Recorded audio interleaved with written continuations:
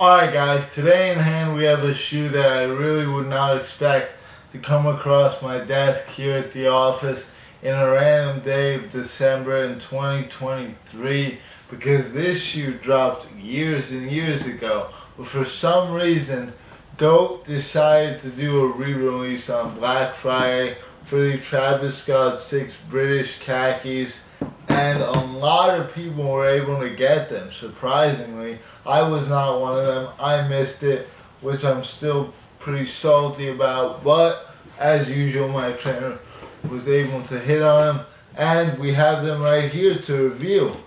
These were never the most hyped Travis in the world, but they're still like one of the main Travis Scotts that released back in the day. They're not like some new gen garbage like we've been getting nowadays, and it's a Jordan 6, which really isn't a shoe that people give any credit to. So I think the fact that these are so underappreciated makes them cooler in my opinion, because really not a lot of people have them.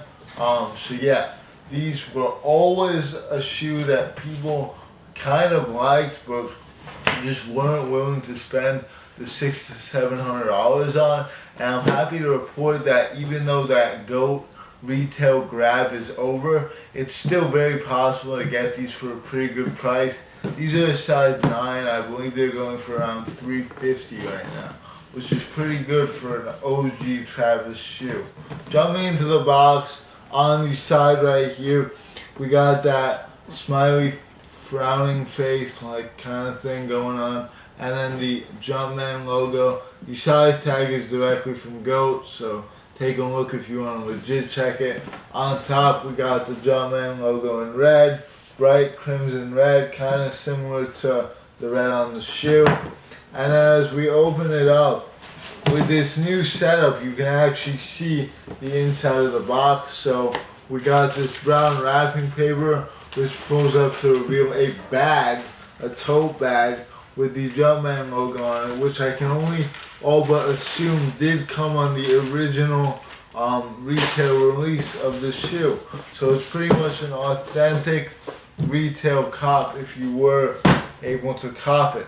Let's put the box to the side and jump in to the shoe itself. Here's the Travis Scott 6 British khaki in all of its glory. As far as the colorway goes, it's a very simple neutral colorway that you really don't see very often and could be easily missed. So the entire upper is just coated in this. The tongue area is done in a browner mocha kind of colorway right here, as you can see. Then we got that giant red Jumpman logo.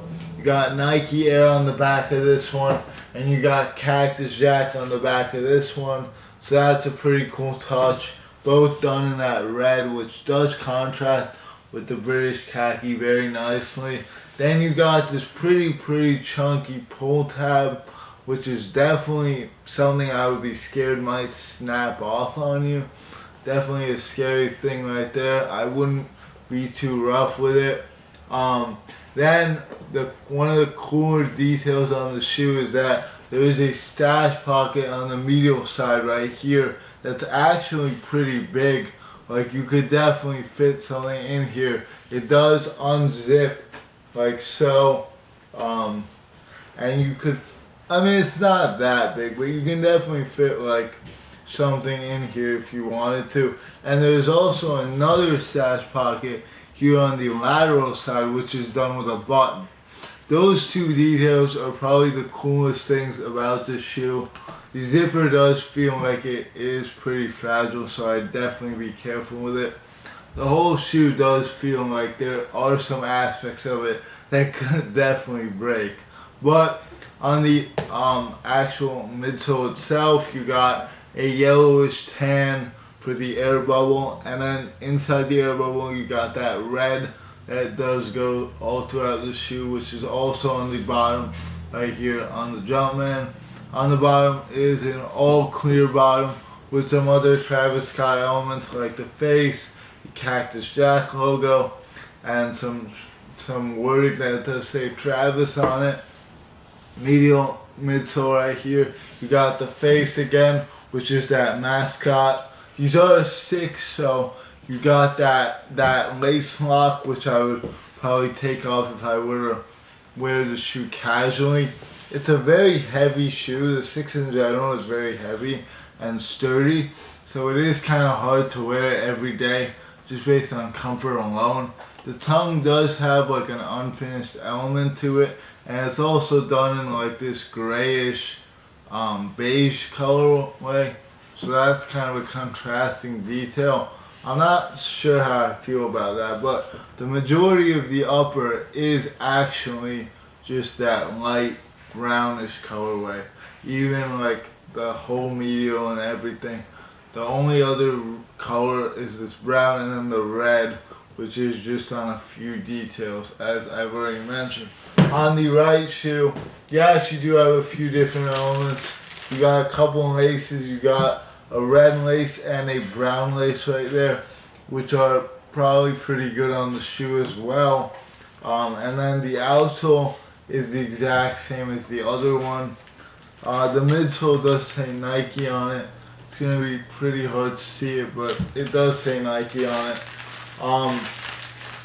And yeah, overall, the shoe is a shoe that I've seen so many times in the past, like on videos and stuff, but I've never actually held it in my hand. I've never seen the Travis 6 either pair really, and it's a very nice shoe. The material quality is very good. The suede is buttery soft on these. As you can see, it really does react to the touch and everything. Definitely a soft shoe. The bottom is hard, but that's just because it's a Jordan 6, and that's to be expected, really. Sizing wise, I would say you could actually go true to size on these, which I feel like I'm saying less and less nowadays, but 6s do fit true to size. These are a size 9, they look like a size 9. Looks like something I could not fit into, but definitely if I had my true to size 10, I'd be able to fit them. Craftsmanship wise, I don't see any real flaws on these. These are a well-made shoe. They're actually pretty underrated in my opinion. The colorway is not really something that is usually my favorite just because of how neutral it is, but it is very cool to see this shoe come back. These actually dropped, and the Travis Scott one, Low Olives, also dropped, and those were way harder to get than these, but still super cool that people were able to pick these up for the price that they were. I'm very jealous of those people. I wish I was able to. This is a shoe that I would definitely wear. As much as it's not really my style, I'd find a way to style it. So this shoe definitely gets the stamp of approval from me. Call me a hypebeast, call me whatever you want. I like this shoe personally, and that's about it. So with that being said, thanks for watching. Take care. More to come very soon. And I'll see y'all later. Peace.